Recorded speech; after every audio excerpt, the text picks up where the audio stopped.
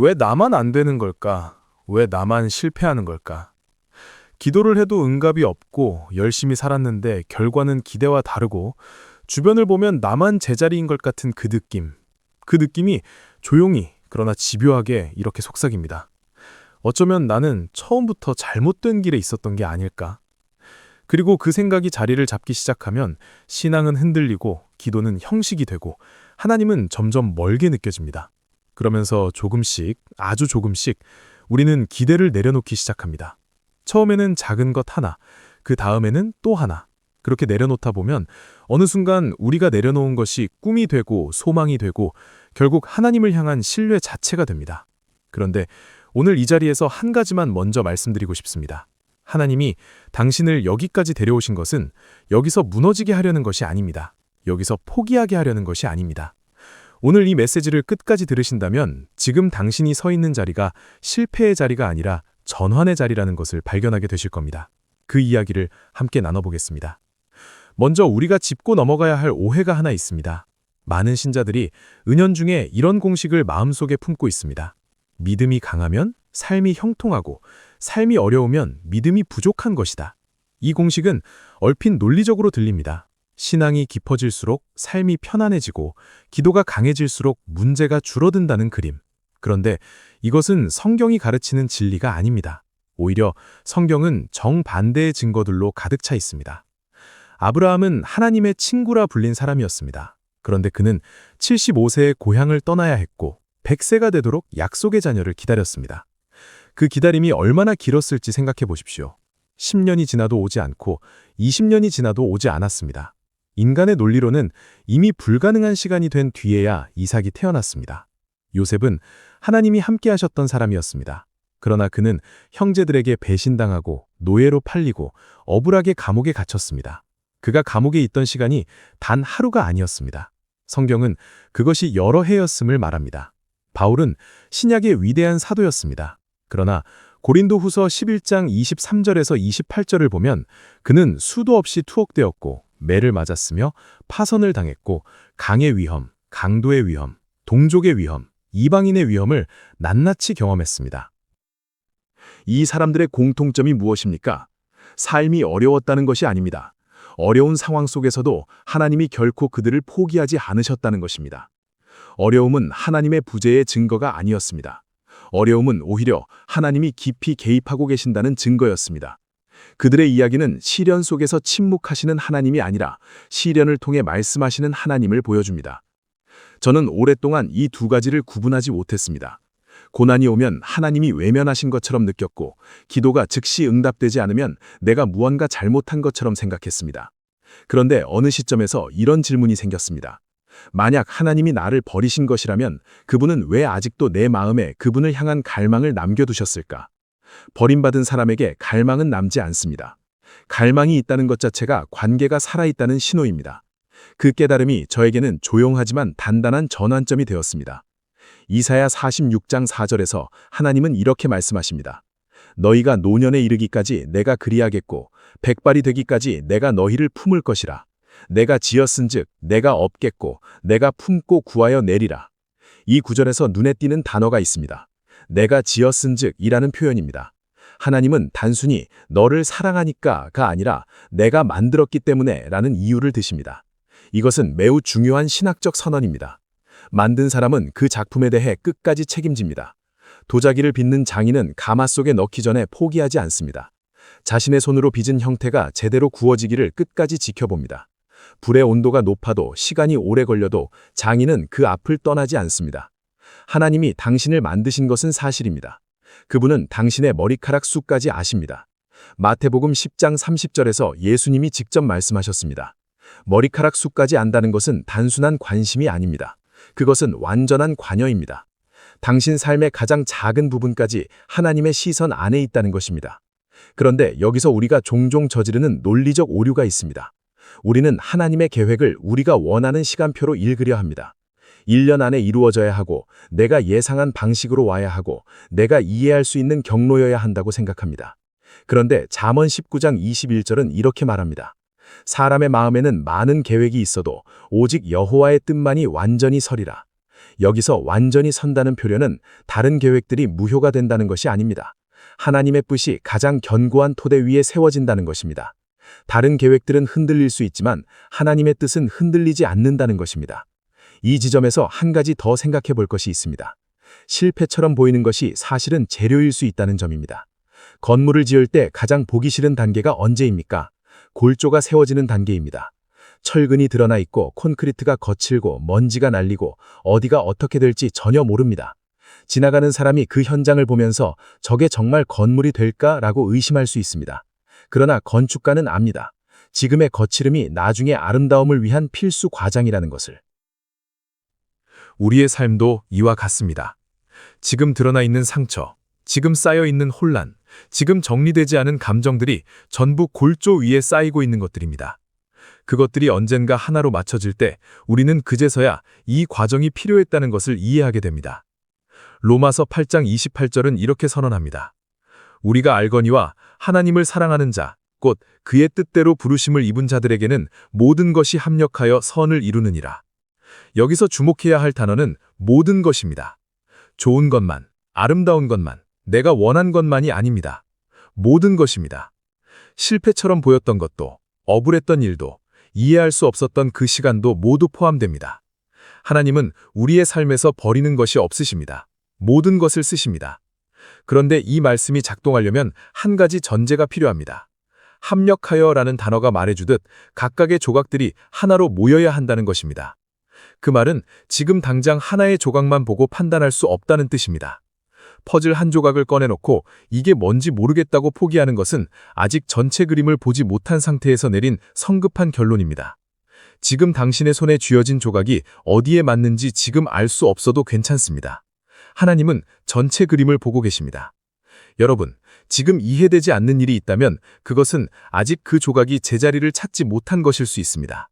하나님은 그 조각을 어디에 놓을지 알고 계십니다. 그분은 전체 그림을 보십니다. 또 한 가지, 우리가 자주 놓치는 것이 있습니다. 하나님의 훈련 방식은 우리가 선호하는 방식과 다르다는 점입니다. 히브리서 12장 11절은 이렇게 말합니다. 무릇 징계가 당시에는 즐거워 보이지 않고 슬퍼 보이나 후에 그로 말미암아 연단받은 자들은 의와 평강의 열매를 맺느니라. 이 구절은 매우 솔직합니다. 지금 이 과정이 즐겁지 않다는 것을 성경 스스로 인정합니다. 즐겁지 않은 것이 비정상이 아닙니다. 즐겁지 않아도 가는 것이 훈련입니다. 그리고 그 훈련의 끝에는 의와 평강의 열매가 있습니다. 지금의 쓴 뿌리야 나중에 단 열매를 만드는 것입니다. 스포츠 세계에서 가장 뛰어난 선수들의 공통점이 무엇인지 생각해 보신 적 있습니까? 그들은 훈련을 좋아해서가 아니라 훈련의 목적을 알기 때문에 견딥니다. 새벽 4시에 일어나 훈련하는 선수가 그 새벽을 즐기는 것은 아닙니다. 그 새벽이 결전의 날을 위한 준비라는 것을 알기 때문에 일어나는 것입니다. 오늘의 고통이 내일의 역량이 된다는 것을 아는 사람만이 그 고통을 의미 있게 견딜 수 있습니다. 하나님의 훈련도 이와 비슷합니다.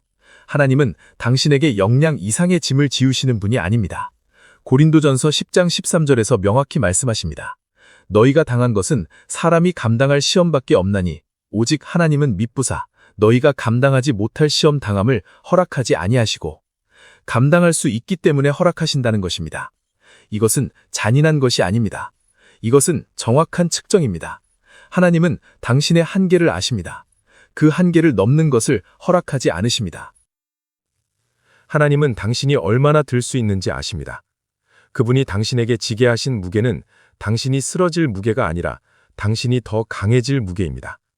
그것이 지금 당신이 버티고 있다는 사실로 이미 증명되고 있습니다.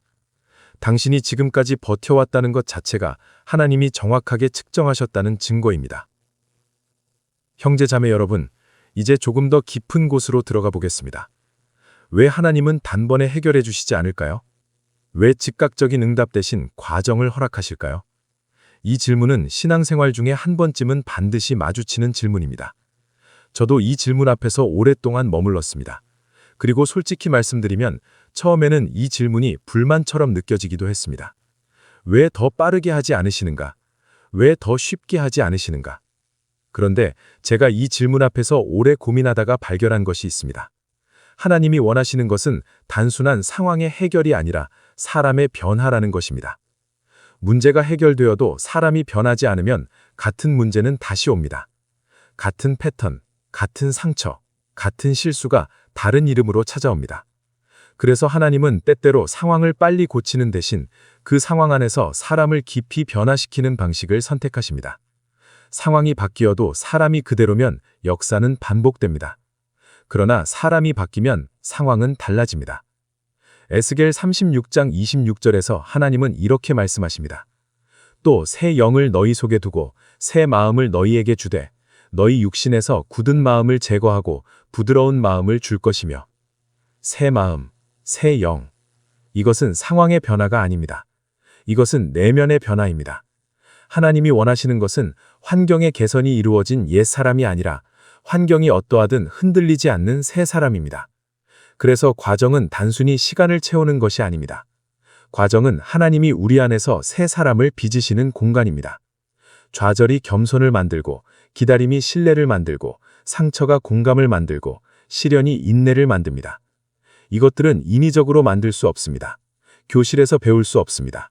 오직 실제 삶의 과정을 통해서만 형성됩니다.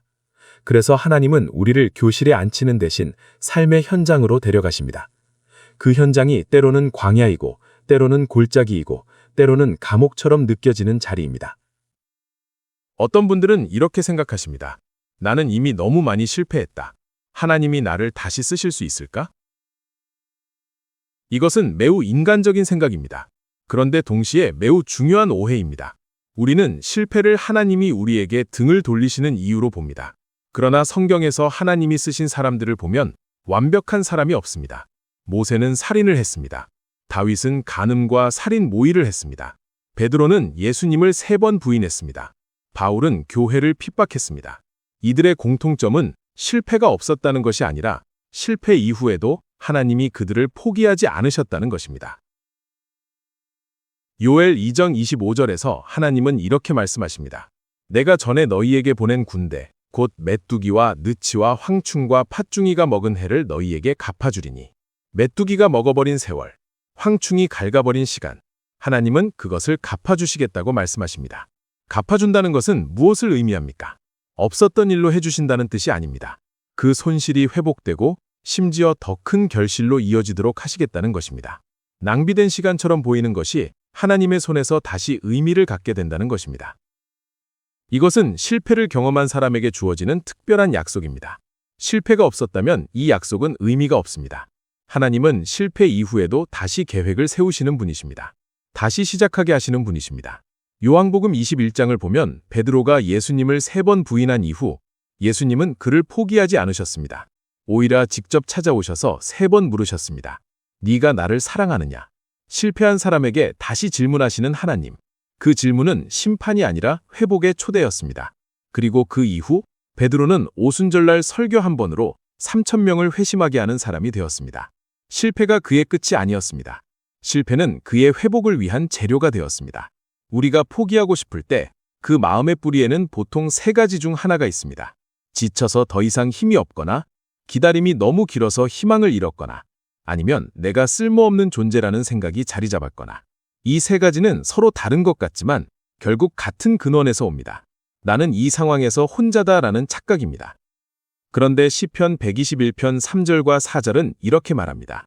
여호와께서 너를 실족하지 아니하게 하시며 너를 지키시는 이가 졸지 아니하시리로다. 이스라엘을 지키시는 이는 졸지도 아니하고 주무시지도 아니하시리로다. 졸지 않으신다는 것은 단순한 표현이 아닙니다.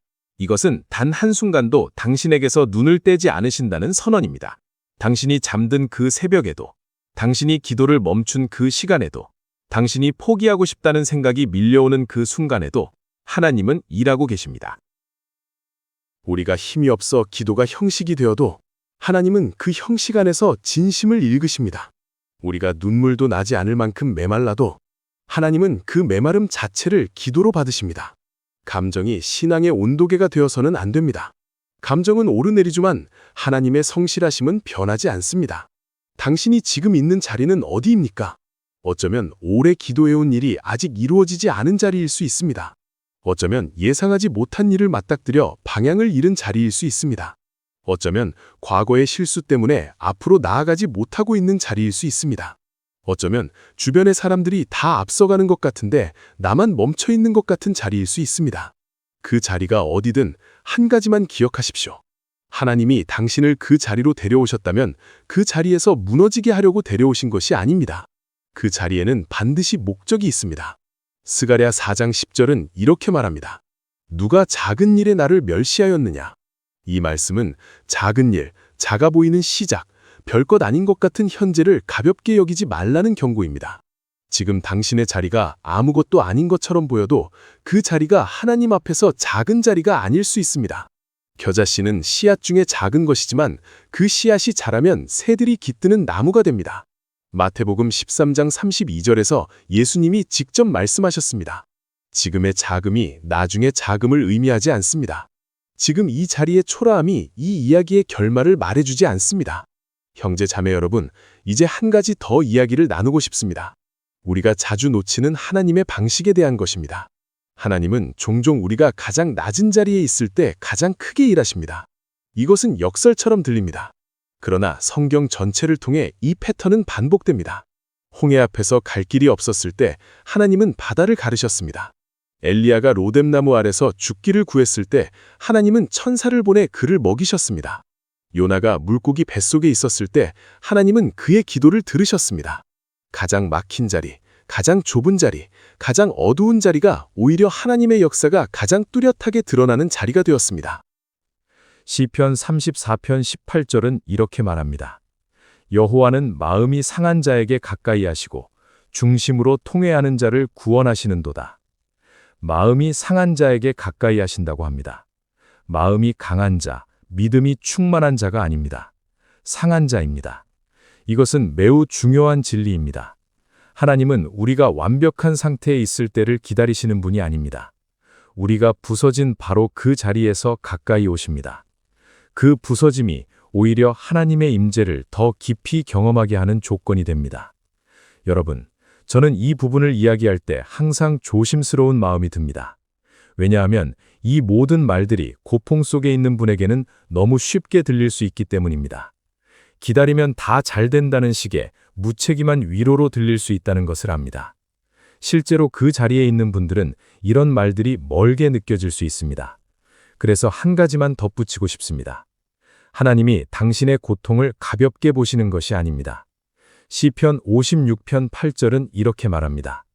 나의 유리함을 주께서 계수하셨사오니 나의 눈물을 주의 병에 담으소서.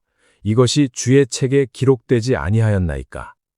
눈물을 병에 담으신다. 이것은 매우 구체적이고 친밀한 이미지입니다. 하나님은 당신이 흘린 눈물 하나를 그냥 지나치지 않으십니다. 그것을 담아두십니다. 기억하십니다. 그 눈물을 기록하십니다. 당신의 고통은 하늘에서 잊혀진 것이 아닙니다. 하나님의 기록 안에 있습니다. 당신의 고통은 하나님에게 보이지 않는 것이 아닙니다. 당신의 눈물은 하늘에 닿지 못하는 것이 아닙니다. 하나님은 당신의 아픔을 정확하게 보고 계십니다. 그리고 그 아픔을 지나치게 하시려는 것이 아니라 그 아픔을 통과하도록 함께 하시려는 것입니다. 함께 통과하신다는 것, 이것이 핵심입니다. 하나님은 고통을 없애주시는 방식이 아니라 고통 안에서 함께 걸어가시는 방식으로 일하실 때가 있습니다.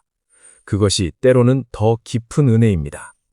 포기하고 싶은 마음이 들 때 우리는 보통 두 가지 반응을 보입니다. 하나는 모든 것을 내려놓고 아무것도 하지 않는 것이고, 하나는 무리하게 무언가를 해서 빨리 상황을 바꾸려는 것입니다. 그런데 두 가지 모두 하나님의 때를 무시하는 반응입니다. 아무것도 하지 않는 것은 포기이고, 무리하게 달리는 것은 조급함입니다. 포기도 조급함도 하나님의 계획 안에 있지 않습니다. 하나님이 원하시는 것은 이 두 가지 사이의 무언가입니다. 신뢰하며 기다리되 서 있는 것입니다. 달아나지 않고, 그러나 억지로 달리지도 않고 주어진 자리에서 신실하게 서 있는 것. 이것이 바로 갈라디아서 6장 9절이 말하는 낙심하지 말라는 권면의 실체입니다. 우리가 선을 행하되 낙심하지 말지니 포기하지 아니하면 때가 이름에 거두리라. 이 구절에서 낙심하지 말라는 표현은 감정적으로 낙심하지 말라는 뜻이 아닙니다. 감정이 어떻든 간에 계속 걸어가라는 것입니다. 때가 이름에 거두리라. 여기서 때가 이른다는 것은 하나님의 주권 안에 있는 시간입니다. 그 시간은 우리가 정할 수 없습니다. 그러나 우리가 할 수 있는 것이 있습니다.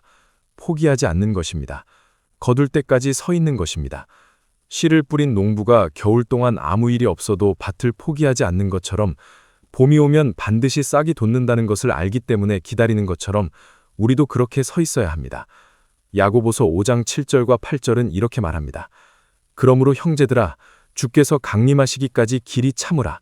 보라, 농부가 땅에서 나는 귀한 열매를 바라고 길이 참아 이른 비와 늦은 비를 기다리나니 너희도 길이 참고 마음을 굳건하게 하라. 주의 강림이 가까우니라. 마음을 굳건하게 하라. 이것은 억지로 버티는 것이 아닙니다. 이것은 뿌리를 내리는 것입니다. 흔들리지 않으려고 이를 악무는 것이 아니라 뿌리가 깊어서 흔들려도 쓰러지지 않는 그 상태입니다. 폭풍이 와도 쓰러지지 않는 나무는 줄기가 굵어서가 아니라 뿌리가 깊기 때문입니다. 지금 이 시간이 뿌리를 내리는 시간입니다. 형제자매 여러분, 하나님이 당신을 여기까지 데려오신 이유를 생각해 보십시오. 당신이 경험한 모든 일이 우연이었습니까? 당신이 살아남은 것이 그냥 운이었습니까? 당신이 지금 이 자리에서 이 메시지를 듣고 있는 것이 아무 의미가 없는 것입니까? 지나온 길을 잠깐만 되돌아보십시오. 그 길에서 당신이 혼자였던 순간이 정말 있었습니까? 그때는 혼자인 것처럼 느껴졌지만 지금 돌아보면 누군가의 말 한마디가, 예상치 못한 기회 하나가, 이유를 알 수 없는 힘이 당신을 붙들었던 순간들이 있지 않았습니까? 그것이 하나님의 손이었습니다. 저는 이렇게 생각합니다. 아직 걷고 있다는 것, 아직 기도하고 있다는 것, 아직 하나님을 찾고 있다는 것 자체가 이미 하나님이 당신을 포기하지 않으셨다는 증거입니다. 하나님이 떠난 사람에게 하나님을 향한 마음은 남지 않습니다. 갈망이 있다는 것, 돌아가고 싶다는 마음이 있다는 것, 그것이 이미 하나님의 손길이 당신 안에서 일하고 있다는 신호입니다. 그 신호를 무시하지 마십시오. 예레미야 31장 3절에서 하나님은 이렇게 선언하십니다. 내가 영원한 사랑으로 너를 사랑하는 고로 인자함으로 너를 인도하였다 하였노라. 영원한 사랑, 조건이 붙지 않은 사랑, 당신의 성취와 무관한 사랑, 당신의 실수에도 변하지 않는 사랑, 어제도 오늘도 내일도 같은 온도로 당신을 향하는 사랑, 그 사랑이 당신을 지금 여기까지 데려온 것입니다. 그 사랑이 당신을 앞으로도 인도할 것입니다. 로마서 8장 38절과 39절은 이렇게 단언합니다. 내가 확신하노니 사망이나 생명이나 천사들이나 권세자들이나 현재일이나 장래일이나 능력이나 높음이나 깊음이나 다른 어떤 피조물이라도 우리를 우리 주 그리스도 예수 안에 있는 하나님의 사랑에서 끊을 수 없으리라. 끊을 수 없습니다. 어떤 상황도, 어떤 실패도, 어떤 시간도 하나님의 사랑과 당신 사이를 끊을 수 없습니다. 이것은 감정적인 위로가 아닙니다. 이것은 성경이 선언하는 사실입니다. 하나님이 당신을 여기까지 데려오신 것은 실패하게 하려는 것이 아닙니다. 여기서 멈추게 하려는 것이 아닙니다. 하나님의 계획은 당신 위에서 진행 중입니다. 그 계획은 완성을 향해 가고 있습니다. 그리고 그 완성의 날은 반드시 옵니다. 여러분, 마지막으로 이것만 말씀드리겠습니다. 오늘 이 자리에서 무언가를 느끼셨다면 그 느낌을 흘려보내지 마십시오.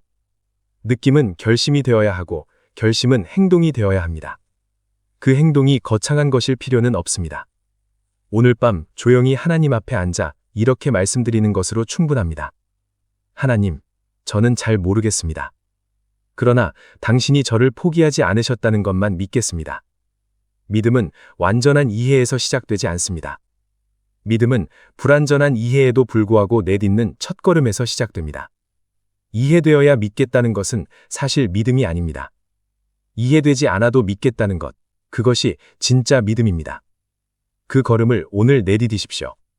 하나님은 그 걸음을 보고 계십니다. 그리고 그 걸음을 이어가도록 당신 곁에 서 계십니다. 빌립보서 4장 7절은 이렇게 약속합니다. 그리하면 모든 지각에 뛰어난 하나님의 평강이 그리스도 예수 안에서 너희 마음과 생각을 지키시리라. 모든 지각에 뛰어난 평강. 이성으로 설명되지 않는 평강.